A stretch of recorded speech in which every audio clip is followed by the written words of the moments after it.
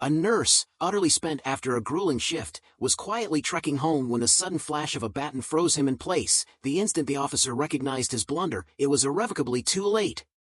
Inside the hospital's break room, the harsh fluorescent lights hummed a dissonant lullaby as Brandon Ellis draped his backpack over one shoulder, massaging the fatigue from his eyes. 12 relentless hours of standing, dashing from one desperate case to another, monitoring vitals and comforting anxious families, had etched silent sorrows into his being, for though he was no doctor, his ER nurse eyes had witnessed heartbreak just the same. The day's burdens pressed heavily upon him as he stepped into a Cincinnati night that, even in late spring, carried an unseasonable chill. Downtown, streets still pulsed with life, eateries shuttering their doors, a couple of weary buses groaning along the avenue, and a scattering of souls inching homeward. All Brandon desired was to blend in with the rest. His modest apartment lay a mere 10 blocks away, a straight shot past the familiar gas station on Vine Street. That habitual journey had long served as his quiet sanctuary to decompress, to exhale the day's tension before surrendering to sleep. Yet tonight, an unfamiliar charge tingled in the air. Beyond the glow of the 24/7 convenience store, a modest assembly had gathered. Their voices were hushed, but the tense posture of those clustered there whispered that something was terribly amiss. A tall man, likely in his mid-40s and cloaked in a gray hoodie, held his hands in a subtle raised gesture. His tone was measured yet assertive. Facing him, 2 officers stood rigidly, their hands hovering near their belts, one already brandishing a baton. A familiar tug of duty stirred within Brandon, the impulse that drove a nurse to step in, to assess, to assist, but this wasn't the sanctuary of the ER, and these were not his patients. This was entirely different. With a slow exhalation, he resolved not to engage. His only aim was to get home. But in an instant, a heartbeat's lapse, everything shattered, a searing pain exploded along his arm. That was merely the opening act. The blow struck so swiftly that Brandon's senses barely registered its shock, as a fierce, burning sting flared just below his shoulder, sending his body lurching sideways, stumbling for a heartbeat before regaining balance. His mind recoiled, refusing to accept the surreal assault even as startled gasps broke the silence and someone cried, "What the hell?" In an instinctive gesture, Brandon's fingers darted to his aching arm, his pulse thundering in his ears. His scrubs, those same worn garments from a punishing 12-hour ordeal, now bore the imprint of the brutal impact. Mere seconds later, his gaze locked onto the officer before him, a young man, perhaps in his early 30s, with sunlit blonde hair and wide blue eyes that wavered between astonishment and regret. His grip on the baton slackened, as if his body had, before his mind could fathom, acknowledged the enormity of his error. Brandon's voice emerged softer than he had anticipated, yet every word carried weight. "I was just walking home." The officer offered no reply, seemingly incapable of speech, and soon more voices surged into the charged air. A woman hoisted her phone to capture the scene, while a man clad in denim stepped forward, shaking his head. "Nah, man, you just struck an innocent guy. He wasn't even close to you." The second officer, older and more solid, a seasoned veteran, shifted uneasily yet maintained his rigid stance, and the tension in the night grew almost tangible. Summoning his will, Brandon drew a deliberate breath even as his arm throbbed with every heartbeat. The metallic ring of the baton's impact still echoed in his ears, but a more daunting question began to settle: what happens next? This ordeal was far from over. The officer retreated half a step, his fingers trembling as though longing to retract the irreversible act, yet no gesture could rewind time. Brandon read the realization on the officer's face, a dawning awareness, a deep, sinking regret. The older cop, still clutching his belt, cleared his throat and murmured, "Let's keep moving, folks, nothing to see here." But it was too late for dismissals, as a voice from the crowd sneered, "Nothing to see, you just hit him for no reason." Brandon's eyes flickered to the woman still holding her phone aloft. None of them had lowered it. His arm continued to throb as he gingerly flexed his fingers, checking for serious damage. The pain was acute yet left no fractures. He had witnessed far graver injuries at the hospital, but that wasn't the point. Suddenly, his gaze locked back onto the officer as a single word pierced through the clamor: "Why?" It was spoken softly, yet struck with enough force to make the officer recoil. Brandon wasn't yelling, wasn't cursing, wasn't staging a scene, he was simply asking. Perhaps that quiet inquiry stung even more. The officer swallowed hard, his lips parting as if to offer an explanation, a justification, perhaps even an apology, but then his eyes darted toward the glaring camera lenses. Without a word, his jaw tightened in silence. Brandon exhaled a weary sigh and shook his head, a silent testament to the unfolding truth. The older cop then advanced and intoned, "Sir, you need to step back." A humorless, exhausted chuckle escaped Brandon as he murmured, "Step back, I was never in the way." At that moment, the younger officer, the very one responsible for the blow, finally murmured in a tone softer than before, "I didn't mean to." Brandon fixed him with a steady, unyielding gaze. That was all the confession there was. Overhead, the streetlights droned softly, the only sound amid the suspended silence that encapsulated a tired nurse and an officer who had just faltered before an entire crowd. Shaking his head in resigned disbelief, Brandon muttered, "That doesn't change the fact you did."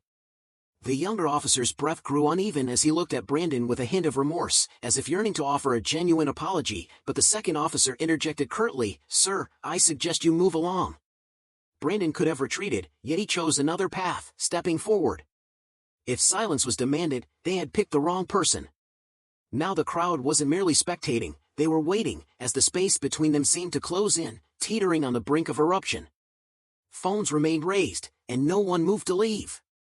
The younger officer, whose strike had altered the course of the night, appeared to wish he could vanish. His fingers clenched the baton, yet he made no further move, as the heavy weight of his actions began to sink in. Still, the older cop pressed on, reiterating, "Sir, I said move along." Brandon exhaled slowly, his arm still throbbing from the impact. He wasn't seeking conflict, nor inciting trouble, yet he refused to simply walk away as if nothing had happened. He angled his body ever so slightly so his voice could carry through the murmuring crowd. "You all saw that, right?" Soft murmurs rippled among them. A man in a hoodie grumbled, "Yeah, we saw it," while another remarked, "Clear as day." The woman with the phone remained unyielding, her camera recording every moment. The younger officer's breathing faltered. This mistake was no longer a quiet, isolated misstep, it had become a public spectacle. The older officer exhaled sharply in frustration, demanding, "Put the phones away, this doesn't need to go anywhere." But then, a new, resolute voice rang out, "It's already out there." Brandon turned to see a sharply dressed man emerging from the edge of the crowd, a figure in his mid-50s with piercing eyes and an undeniable aura of authority. The older officer's expression shifted from irritation to wary deference as he addressed him, "Mr. Warren." Brandon's gaze slid to a woman beside him, a reporter, causing a twist of apprehension in his stomach. This wasn't just any onlooker, but the press. The young officer now looked visibly pale as Brandon stepped forward again, locking eyes with him. "You hit me," Brandon stated evenly. "You saw I wasn't a threat, you knew it was wrong the moment you struck." The voice that followed was not laced with anger but remained calm and unyielding. The officer's grip on the baton slackened, his shoulders drooping with raw, palpable regret, as if he longed to say more, but before he could, the older cop interjected, "Enough, sir. If you don't step back, we'll have to detain you for obstruction." A ripple of defiance surged through the crowd, not from fear, but from deep exasperation. In their eyes, Brandon saw a collective weariness. People were tired of recurring injustices and the silence that followed.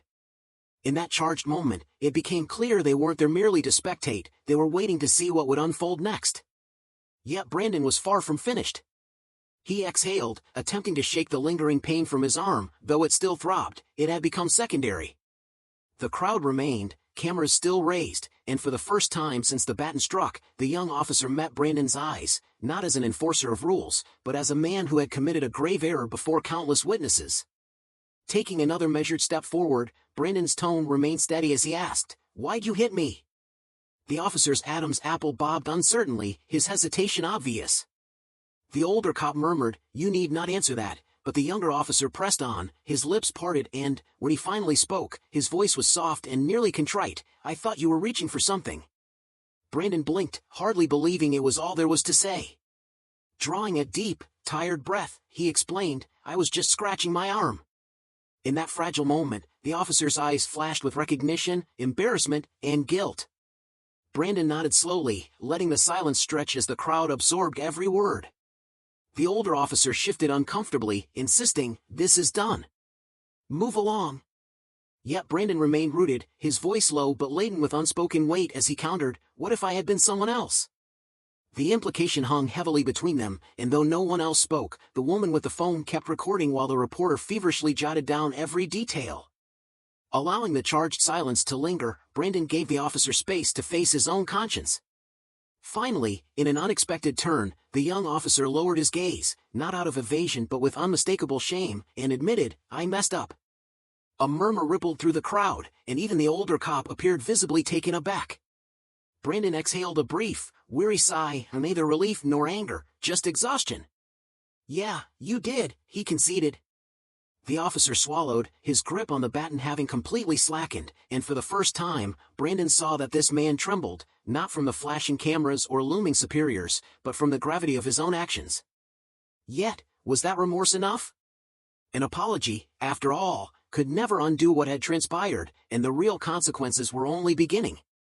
The feeble apology lingered in the air, raw, unsteady, but words remained mere utterances. Brandon offered no immediate reply. What could be said?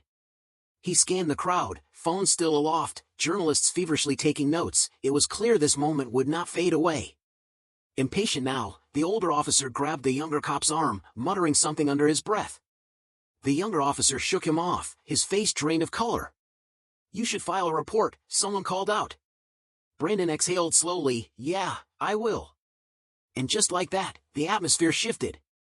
The older officer clenched his jaw and declared, "You don't have to do that, let's resolve this immediately." Brandon almost chuckled, a humorless, exhausted sound, as he replied, "Resolve it as if nothing happened." But the woman with the phone stepped forward, resolutely stating, "It's too late for that, we all saw." The young officer ran a hand over his face, his eyes meeting Brandon's as if pleading to reverse the past 5 minutes. Brandon shook his head slowly and said, "I spend my days at the hospital trying to keep people alive, and you," he exhaled sharply, "you saw me simply passing by and decided I was a threat." The officer's face was a canvas of remorse, yet such guilt could not undo what had occurred. A reporter advanced, asking, "What's your name?" "We'd like to hear your side of the story." Brandon hesitated. He wasn't seeking the limelight or a viral moment, he just yearned for home, which now seemed further away than ever. At last, the young officer broke his silence, declaring, "I'll make a statement." The older cop's head snapped toward him with a curt, "Don't," yet the young man's resolve was set. Turning to Brandon, his expression softened as he confessed, "I was wrong, and I'll own it." Brandon scrutinized his face for any trace of insincerity and found none. But this wasn't just about one officer, it was bigger. Tonight's events were neither new nor isolated, and while the admission was a start, it didn't erase the original act. The reporter adjusted her recorder. "What happens next?" Brandon exhaled slowly. Indeed, that was the burning question, for the next chapter rested in his hands. Standing there, heart still drumming and arms still aching, Brandon felt a clarity he hadn't experienced all night. The crowd waited in tense silence, cameras still recording, while the officer, the one who had struck him, appeared torn between two worlds, one governed by orders and the other by what was right. Brandon had witnessed many tragedies, patients taking their final breaths, families shattering under despair, and regret in its rawest form, arriving too late to mend broken lives. Yet in this moment, a choice still remained. Turning to the young officer, Brandon's voice rang out steadily, "Then do something about it." The officer's throat bobbed as if grappling for words, and before Brandon could blink, he pressed, "Tell the truth. Accept accountability. Own what you did tonight, not just because you got caught." The officer hesitated, glancing toward his superior, and the older cop interjected, "You don't have to do this." Brandon's jaw tensed as he shot back, "That's the problem, you think taking responsibility is optional."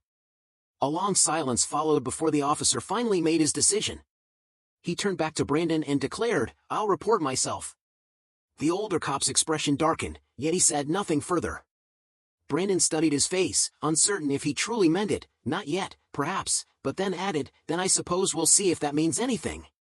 Turning to the crowd, he urged, "Keep the videos, make sure they don't disappear." Nods and murmurs of agreement rippled among the onlookers. Brandon exhaled deeply, his arm still throbbing, yet his conscience felt light. As he turned toward home and began his walk, he didn't need to glance back to know one undeniable truth: this was not over, but at least now, he no longer had something to prove. How many times do incidents like this occur unseen by cameras, unchallenged by a crowd, without consequences? Brandon's story isn't merely about one fateful misstep, it's about what comes next. So, the lingering question remains, what would you do in his place? For if accountability truly matters, such stories must not be allowed to fade into silence, because one moment can change everything.